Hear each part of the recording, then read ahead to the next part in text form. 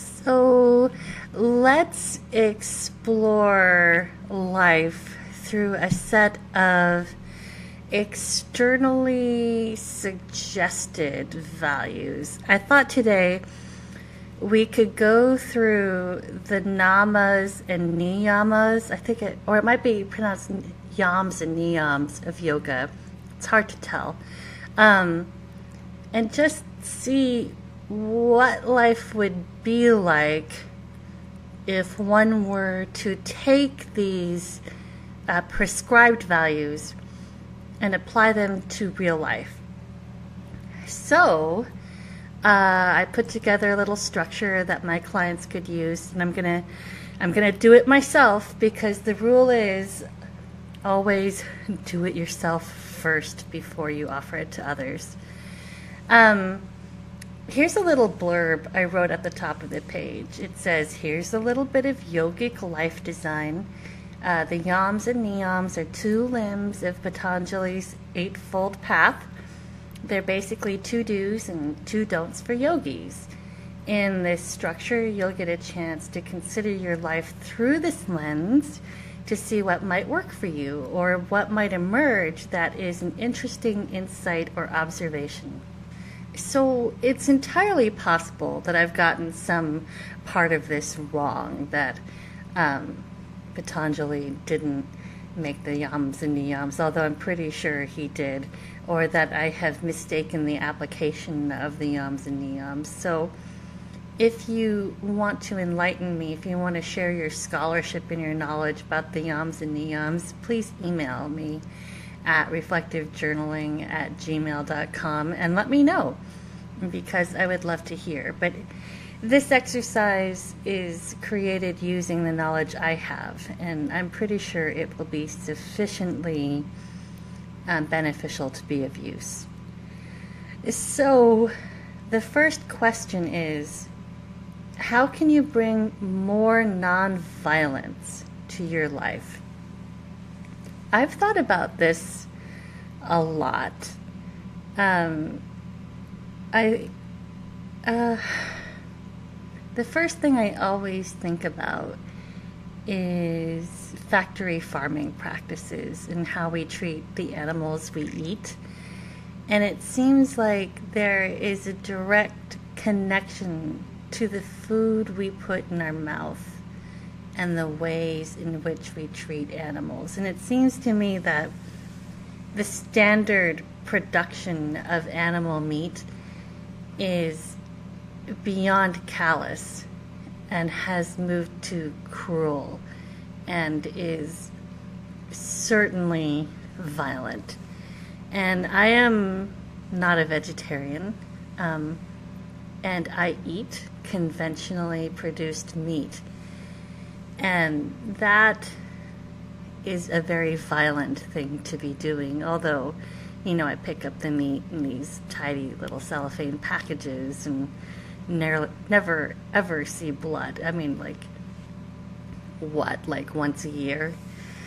So I suppose one thing I could do is to begin eating less meat, or to buy meat from animals that were treated well before they died. But that will be, or would be, a huge shift in my practices. And I've been vegetarian before. I was vegetarian for 8 years, and I was vegan for a year.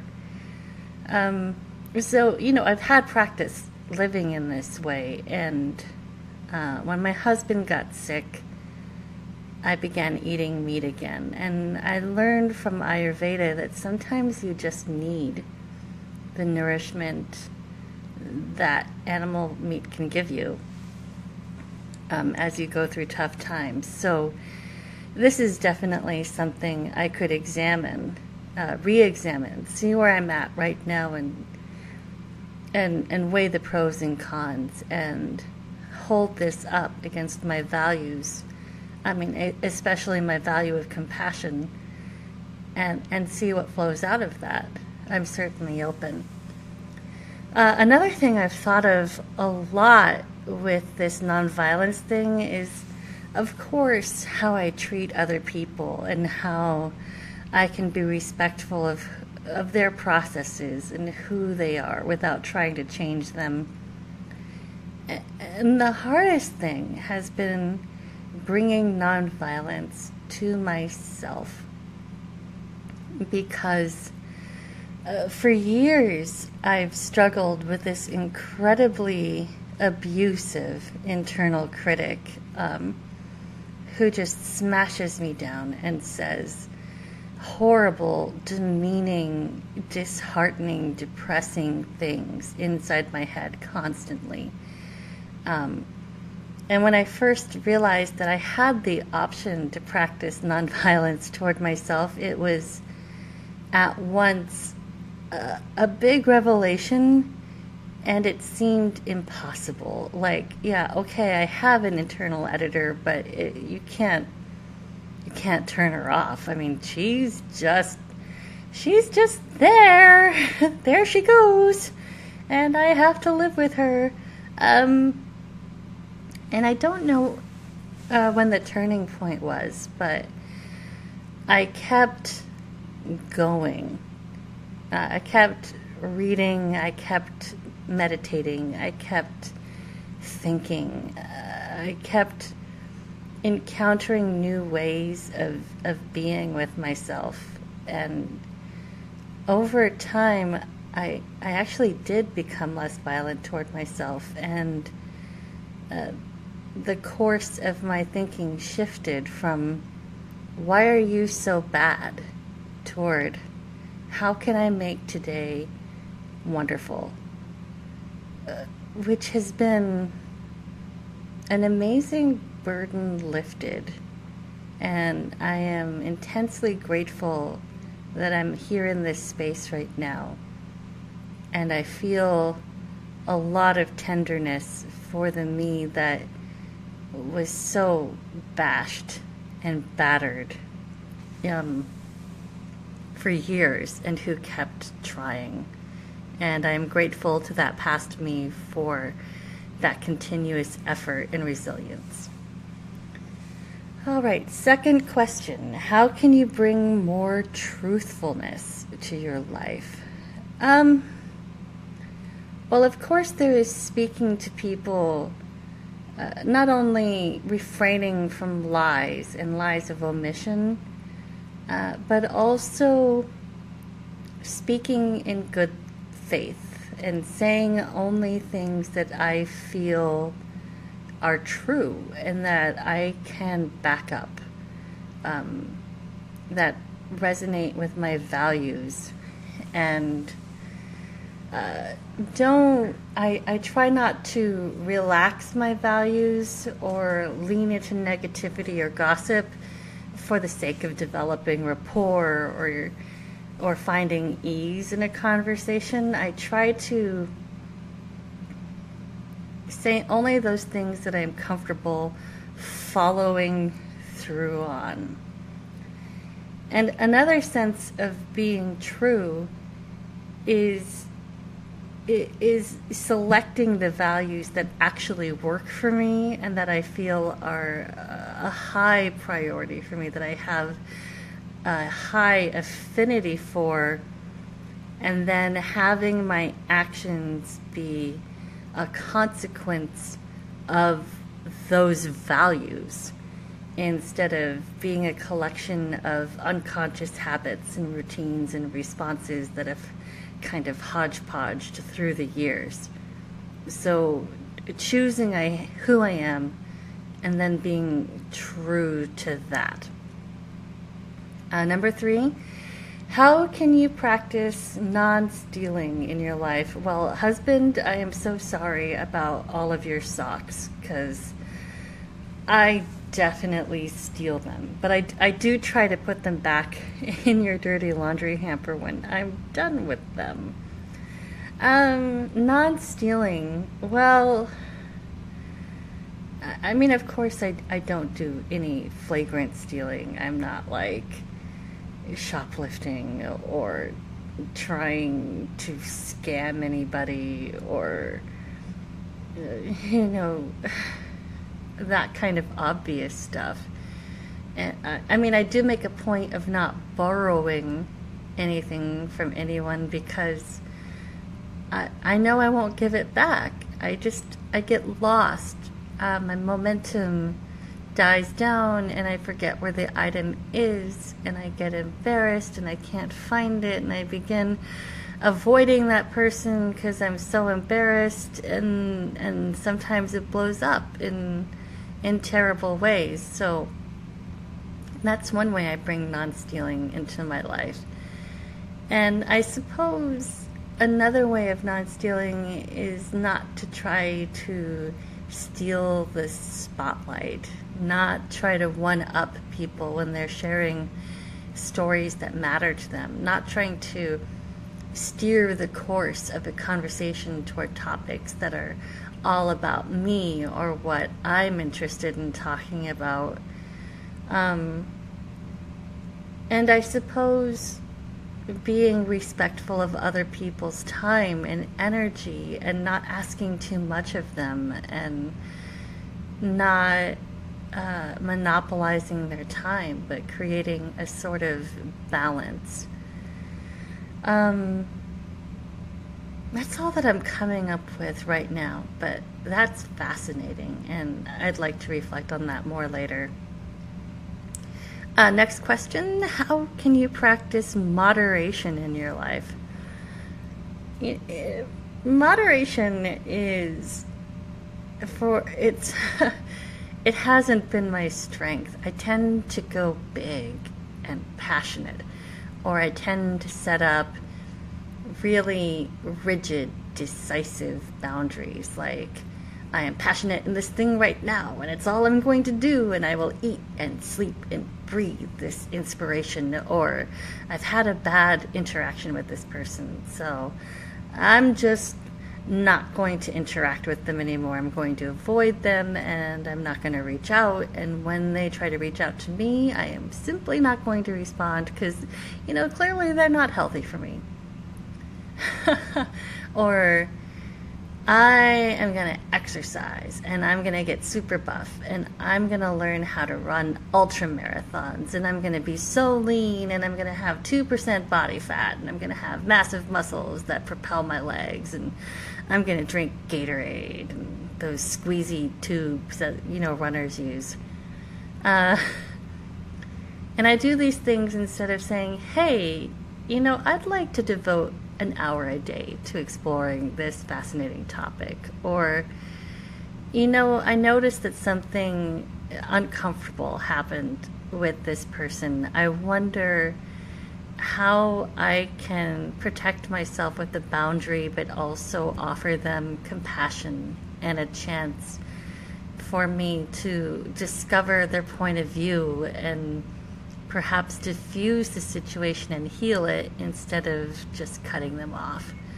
Or instead of, going from couch potato to ultra marathons in a single bound, perhaps saying, it might be fun to do a little movement and see what I can do to get a little stronger or a little faster, and see what kind of routine will feel good and be sustainable and help me grow in baby steps. So those are some ways in which I could practice moderation. I've gotten pretty good at projects and people, but my movement is only recently coming together in ways that I'm proud of. Next is, how can you practice non-possessiveness in your life? I am a jealous little woman. What's mine is mine. That is my piano. Those are my books. That's my yarn. This is my computer. You don't get to use it. This is my food. These are my shoes, and this is my coat. This is my boyfriend. This is my kitchen. Don't touch it. Don't clean it for me. Don't put anything away. I put things away. I load the dishwasher. I guess I'm This is my son. Uh, I guess, I guess I'm pretty goddamn possessive.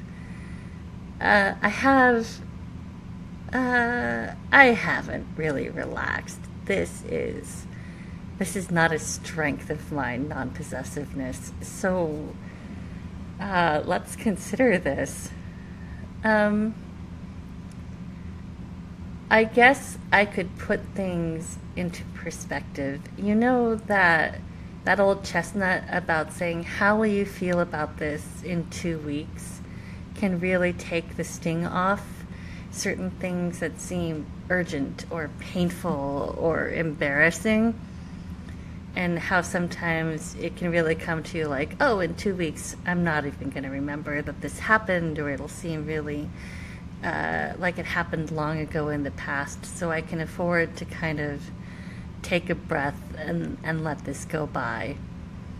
Um, Considering things like that in the context of a lifetime, does it really matter if somebody puts my egg beaters in the wrong drawer and I can't find them for a couple of months? I mean, it really, it doesn't matter. What happens if I lend somebody a book and I don't get it back? Well, I might choose at some point to go buy the book again, and stuff like that's not going to wreck the budget, and it's probably not going to inconvenience me too much because I reread my books incredibly infrequently, and it may only be that the books I have are a vanity slash reminder display, so I may not need my physical books.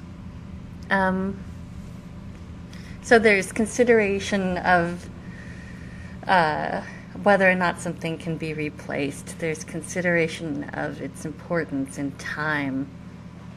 And you know that there is that like old thing about like if you love something, let it go, and if it truly loves you, it'll come back. That kind of fits in with my Wu Wei thing. It's like, well, if this is something that is working, it's going to continue to work even if somebody else is sharing in it. Or if it doesn't work, then I shouldn't keep clinging to it, because that'll just make me feel anxious and attached and neurotic and jealous. So that kind of releasing and being okay with the outcome and not pinning my self-worth to the things that I think are mine. And because, of course, you know, the person I love the most in this world, my son, is eventually going to leave. And hopefully he will leave when he's an adult and he's ready for the world, and I'm proud of him and I feel he's set up. But he may also leave under different circumstances, and I need to be centered in myself and able to come to grips with that kind of loss.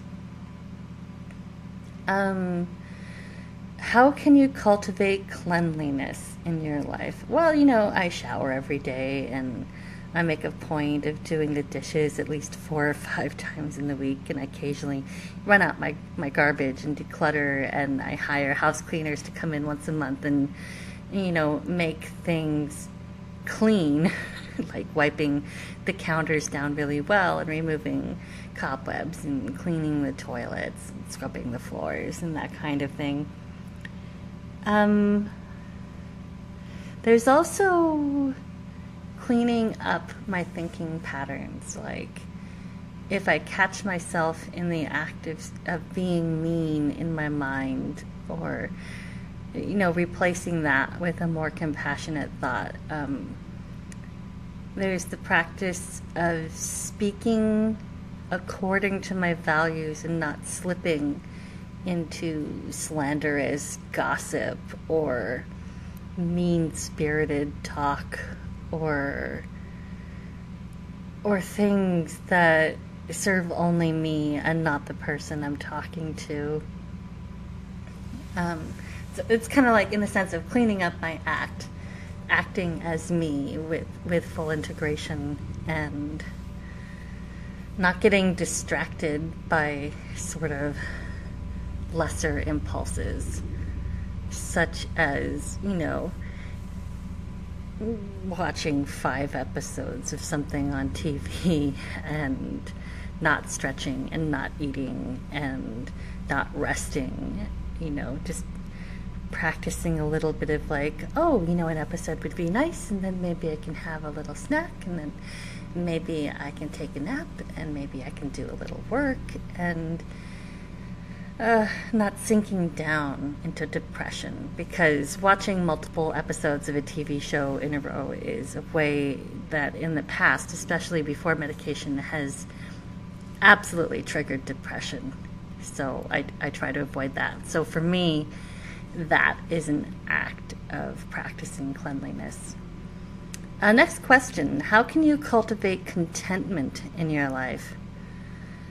Ooh. I definitely like my little routines. I like having my coffee in the morning. I like walking my son to school.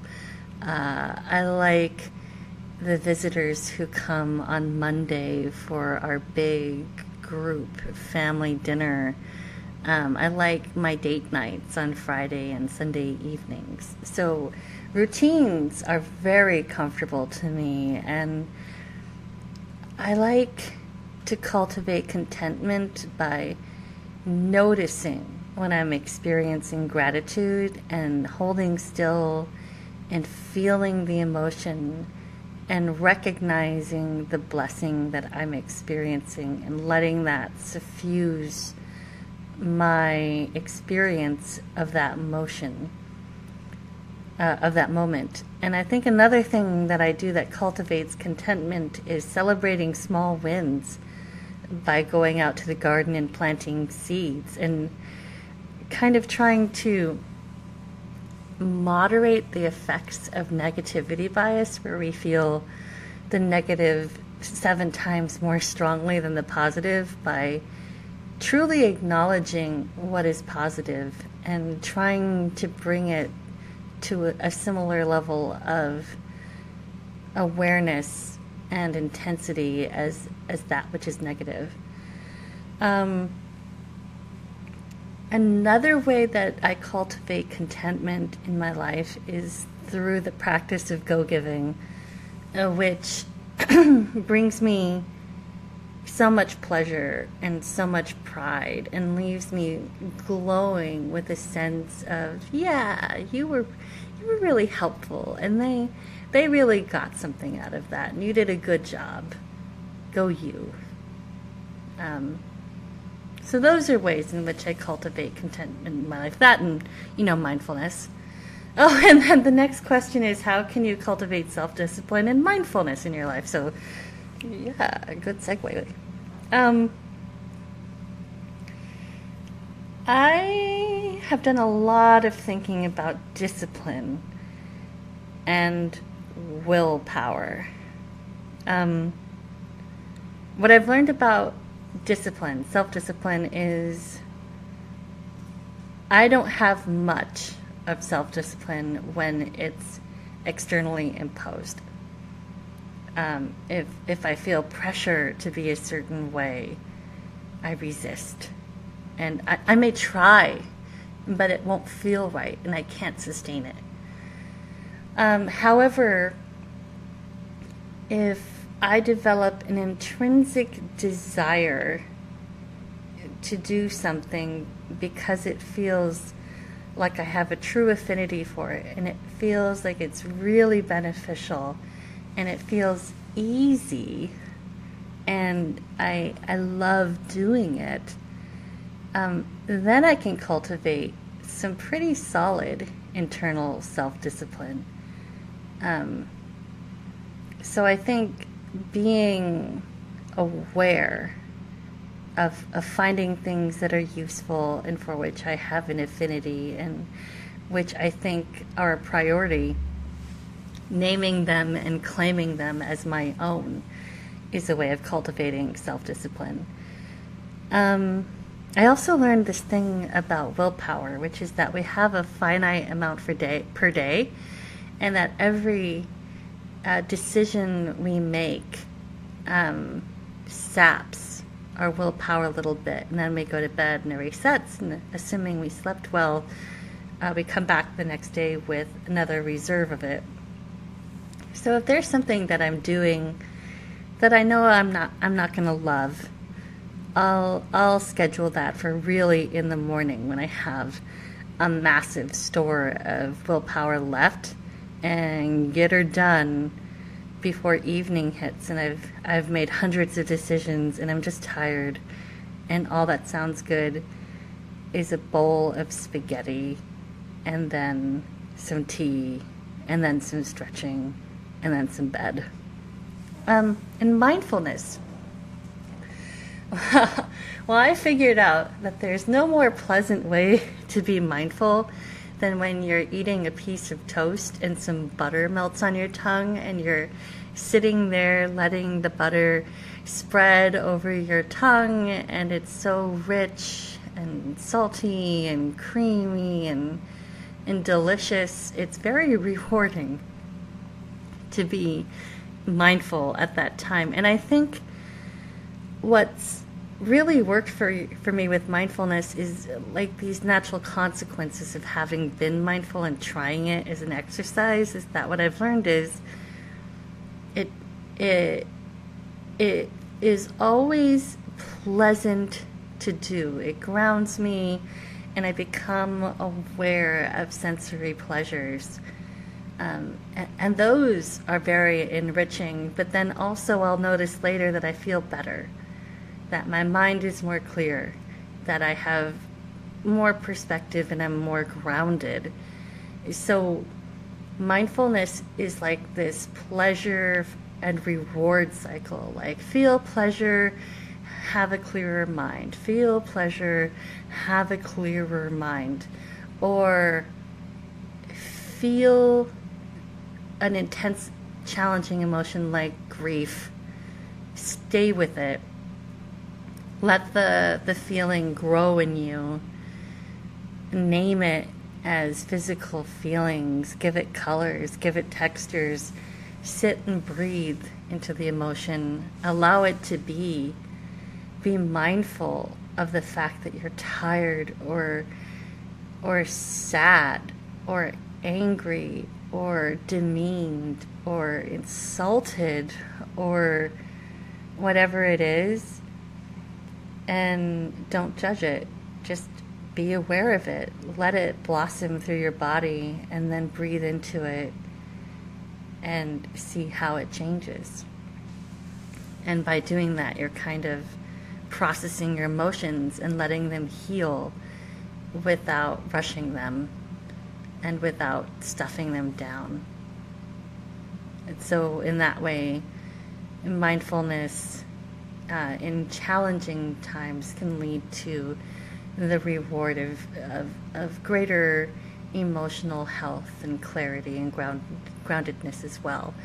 So I guess what I'm saying is that mindfulness as a cycle just naturally works. And self-discipline, when it's intrinsically built on affinity and value systems and priority systems, also works pretty well. And these things work especially well. They're especially accessible when they're built around pleasure. Next question is, how can you cultivate self-study and inner exploration in your life? Why, through reflective journaling, of course.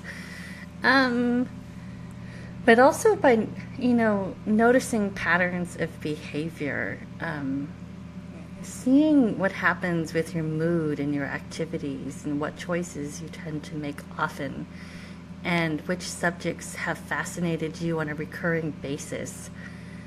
Taking time to meditate, taking time to be alone on retreat, to hear your own thoughts outside of this effervescent, bubbling, distracting life of ours.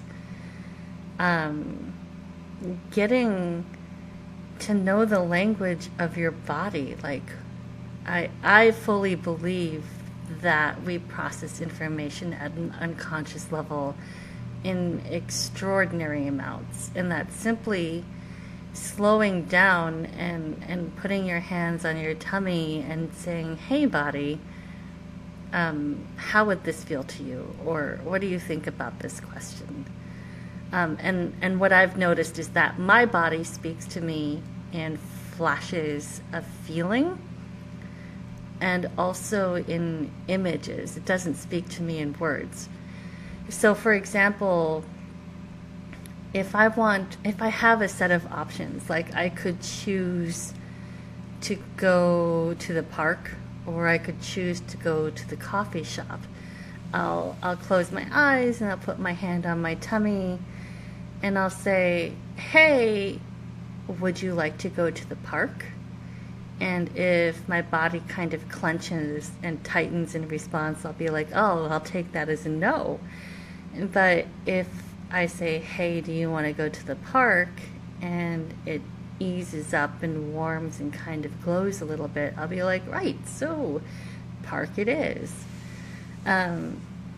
And sometimes I'll just be sitting around and suddenly this crystal clear image will pop into my head, and it'll be like a posture. I'll be like, oh, my body wants to be in this pose right now. And I'll go get into it, and like my neck will crack and I'll feel better and I'll feel my body limbering up.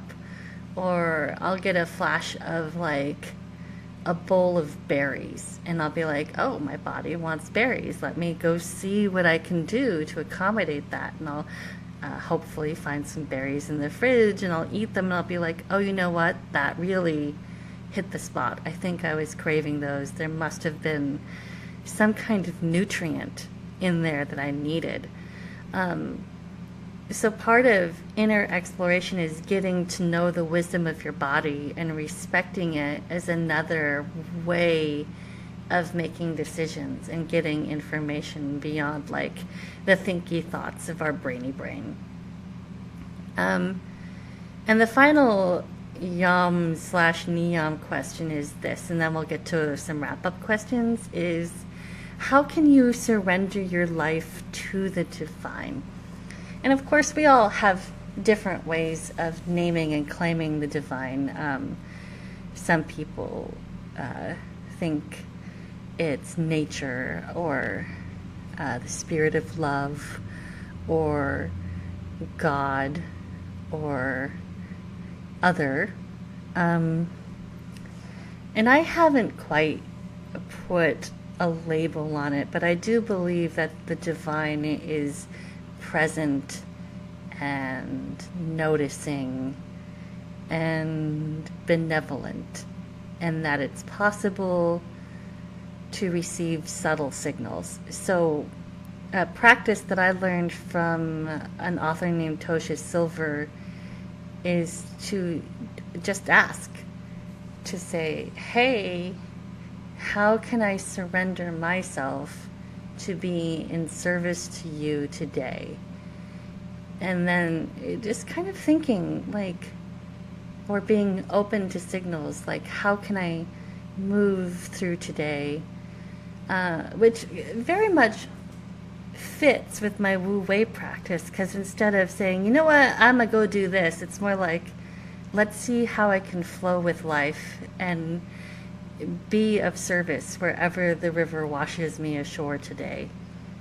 And the days I have spent intentionally cultivating spiritual surrender have been some of the most profound and rewarding and surprising days of my life. So I should somehow remind myself to dedicate days to spiritual surrender more. And like any habit, you know, starting with baby steps instead of marathons, and anchoring them into a certain part of my routine, and being gentle with myself, and doing reps, trying and trying again and sort of building up this muscle of surrender.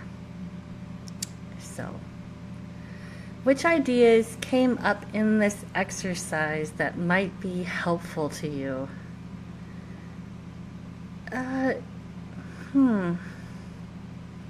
What really made me emotional was talking about spiritual surrender, and it kind of brought about this feeling that it's important and it's a way of living the life that is best suited to me, and that I want to be that person, and that it rings true, and that I've been overlooking it. And even though I'm talking all the time about not being attached to outcomes, I've been really focused on building the reflective journaling business, and maybe that could go even better if I were to pause and stop pushing through and just be of service to the divine and act as their hands on earth.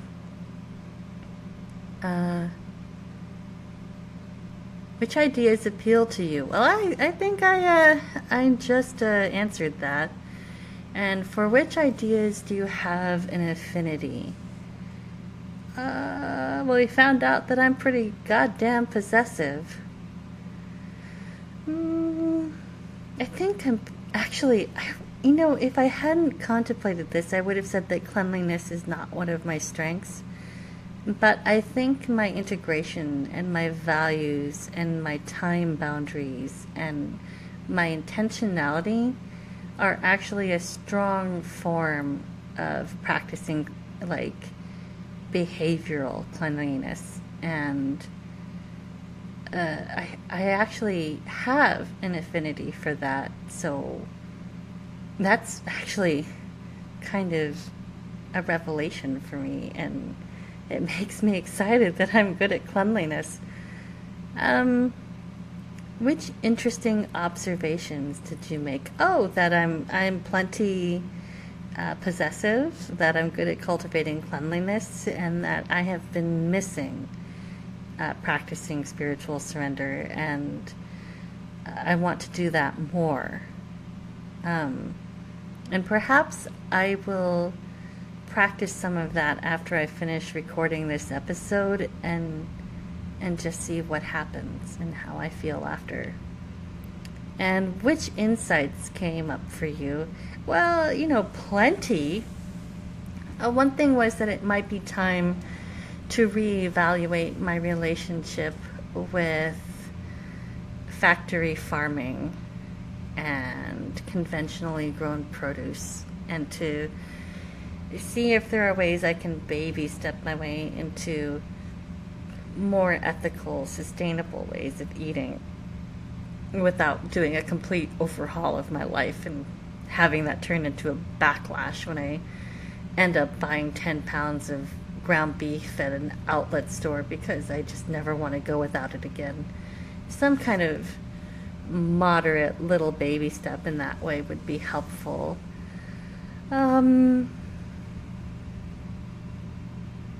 That and spiritual surrender, and kind of prying myself away from possessiveness, I guess. Yeah, that was cool. That was actually a little bit more meaningful to me than I expected it to be, and that's great. So I think I'm pretty proud of this structure.